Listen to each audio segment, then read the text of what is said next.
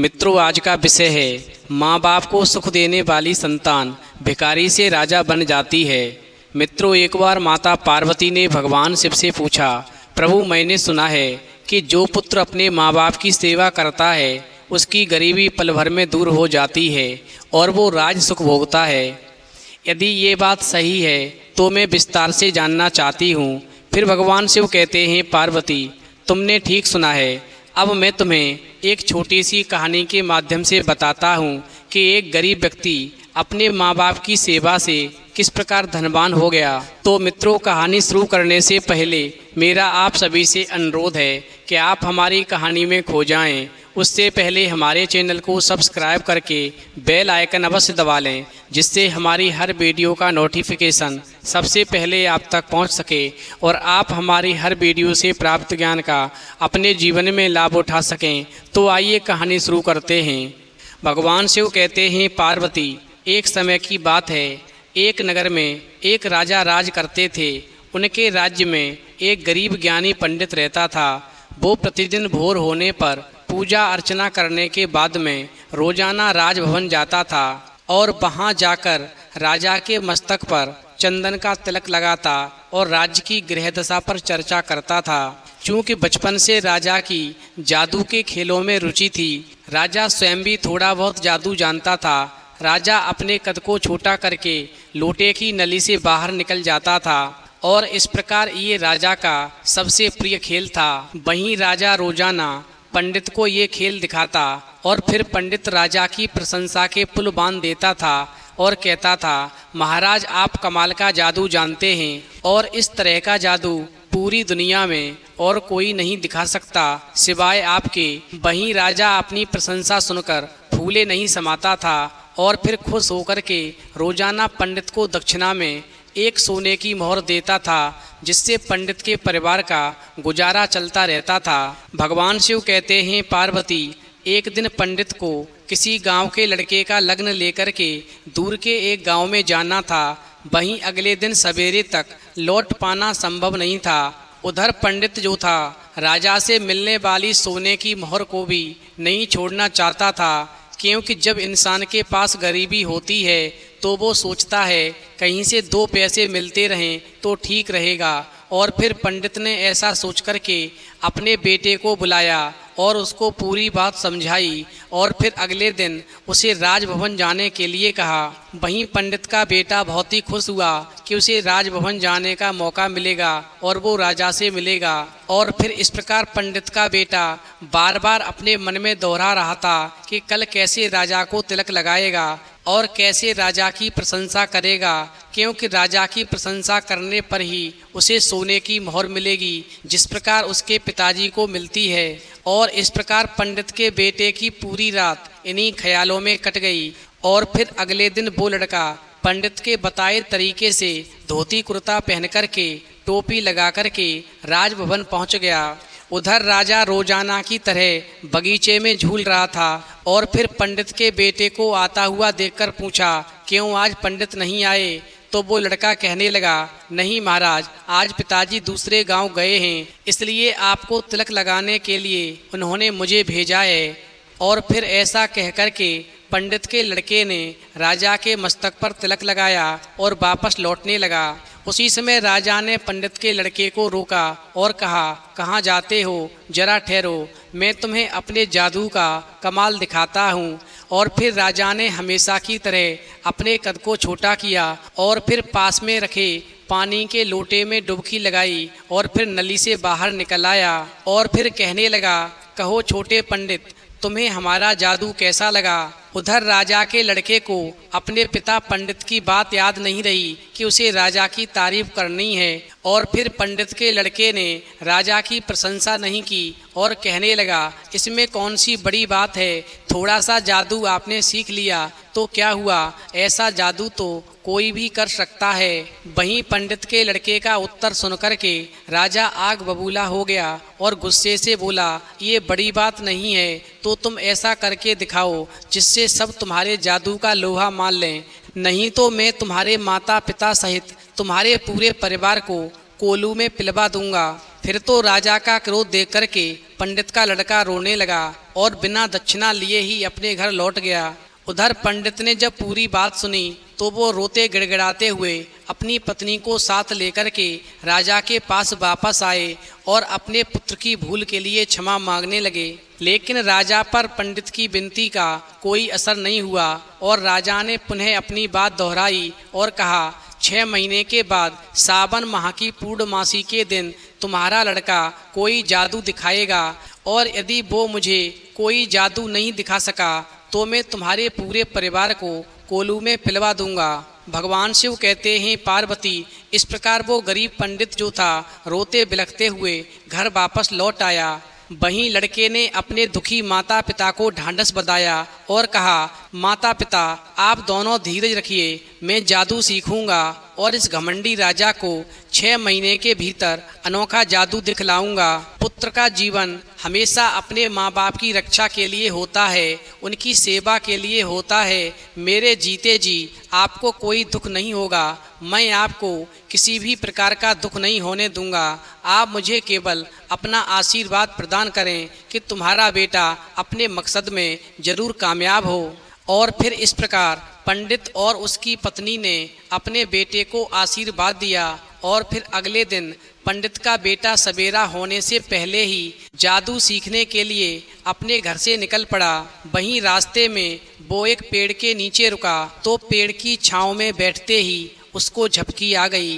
वहीं नींद में उसने कुछ गिरने की आवाज़ सुनकर अपनी आंखें खोलीं तो उसने देखा पेड़ से कुछ दूरी पर एक छाबड़ी रखी थी और पास ही उसके एक बुढ़िया खड़ी थी और फिर इधर उधर से उड़कर के सब्जियां, कद्दू, टमाटर, लौकी, भिंडी आदि छाबड़ी में आकर गिर रही थीं।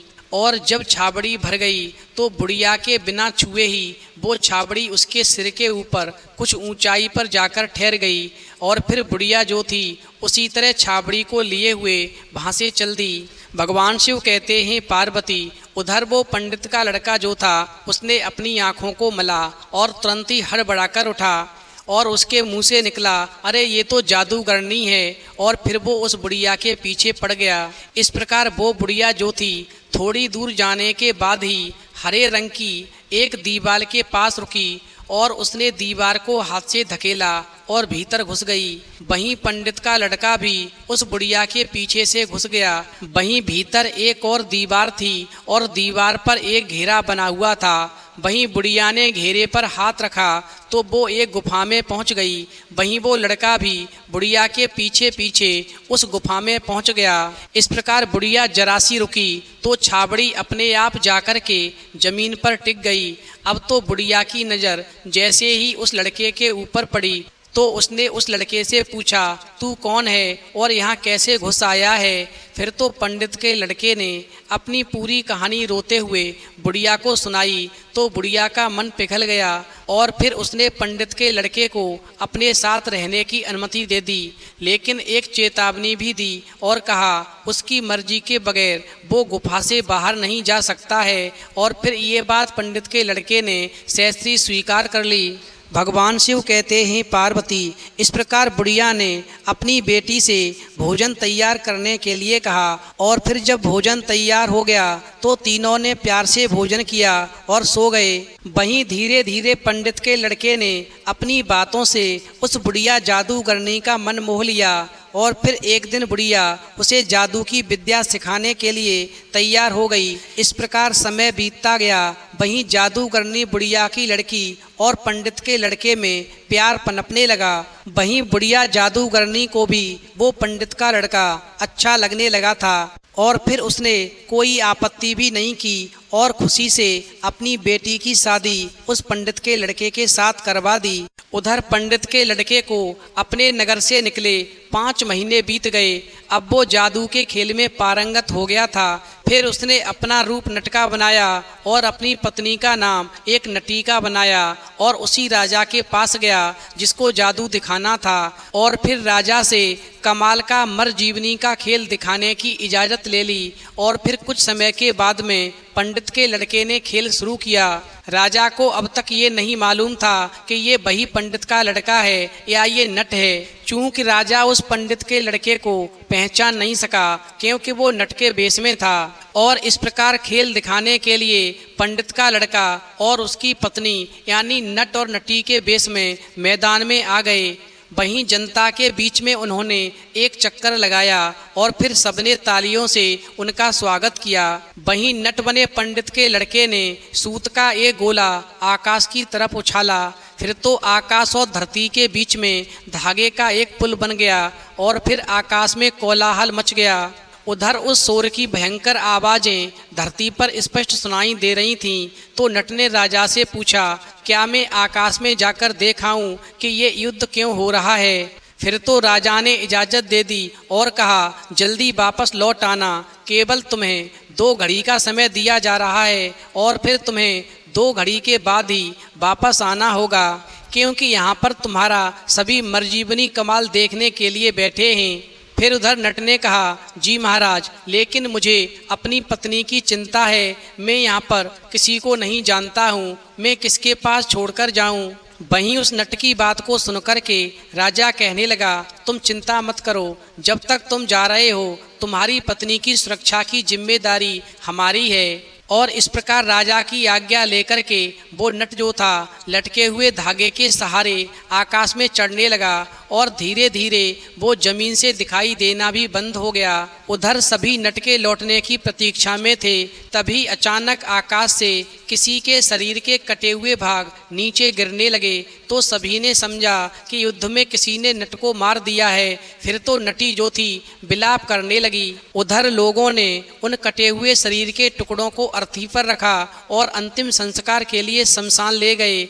उधर नटी भी अपने पति के साथ में चिता पर लेट गई। और फिर जब दाह संस्कार के बाद में सब लोग शमशान से लौटे तो देखा कि नट धागे को पकड़ करके नीचे उतर रहा था। फिर तो नट को जिंदा देखते ही सबकी सांसें थम गईं। वहीं राजा के तो होश ही उड़ गए और कहने लगा, अरे तुम तो जीवित हो। तो नट कहने लगा कि मुझे क्या होना था, मैं तो युद्ध देखने गया था। तो राजा बोला, तुम्हारा कटा शरीर नीचे गिरा था जिसका दाह संस्कार हम अभी करके आए हैं, और तुम्हारी पत्नी भी अपने पथ धर्म को पूरा करने के लिए चिता में भस्म हो गई। वहीं वो नट जो था यानी पंडित के लड़के ने कहा, मैं नहीं मरा तो मेरी पत्नी सती कैसे हो सकती है?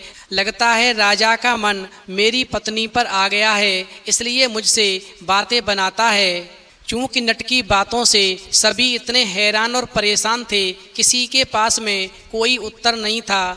वहीं राजा जो था नट के आगे हाथ जोड़कर खड़ा हो गया और कहने लगा, मुझे माफ़ कर दो, मैं तुम्हारी पत्नी की रक्षा नहीं कर सका। फिर तो राजा की बात सुनकर के नट जो था यानी उस पंडित का लड़का जोर से हंसने लगा और बोला, हे राजन, मेरी पत्नी तो तुम्हारे सैन्य कक्ष में कैद है, जाकर देख लो। वहीं राजा कहने लगा, ऐसा नहीं हो सकता, हमने अपनी आँखों से तुम्हारी पत्नी को आग की लपटों में समाते देखा है।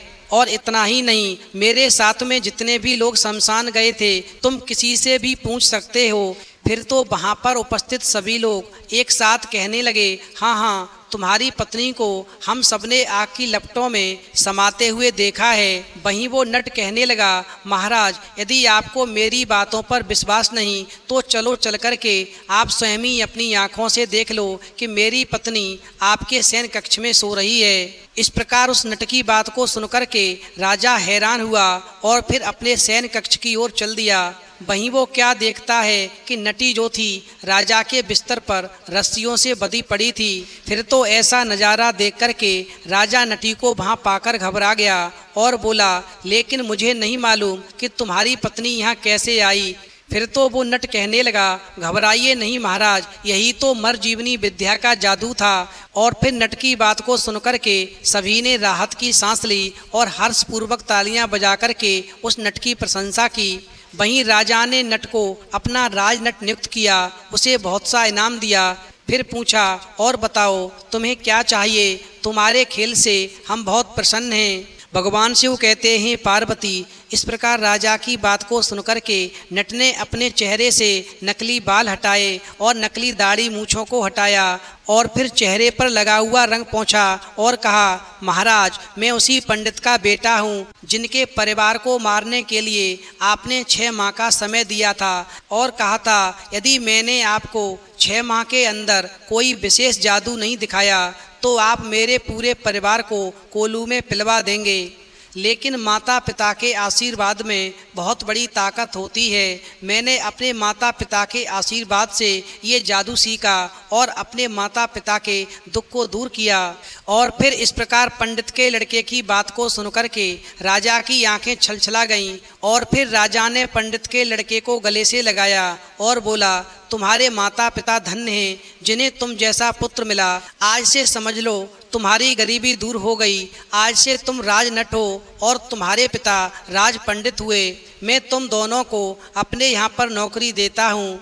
भगवान शिव कहते हैं, पार्वती, इस प्रकार वो लड़का अपने माता पिता व पत्नी के साथ में सुखपूर्वक रहने लगा। उसकी गरीबी हमेशा के लिए दूर हो गई। वहीं अंत में भगवान शिव कहते हैं, पार्वती, माता पिता का आशीर्वाद गरीबी को जला करके नष्ट कर देता है और फिर लक्ष्मी को उस गरीब व्यक्ति पर कृपा करनी ही पड़ती है। इसलिए माँ बाप का हमेशा सम्मान करें, माँ बाप का कभी अपमान ना करें। जो लोग माँ बाप का अपमान करते हैं, बुढ़ापे पर उनको दुख देते हैं, माँ बाप की कद्र नहीं करते, ऐसे लोग राजा होकर भी भिखारी बन जाते हैं। और जो माँ बाप की सेवा करते हैं, माँ बाप को कभी दुख नहीं देते, ऐसे व्यक्ति हमेशा गरीब होकर भी राजा बन जाते हैं, भिखारी होते हुए भी राजा बन जाते हैं। तो मित्रों, यदि आपको वीडियो पसंद आई हो तो प्लीज़ आप हमारे चैनल को सब्सक्राइब करें और भगवान शिव और पार्वती के लिए एक लाइक करना बिल्कुल न भूलें।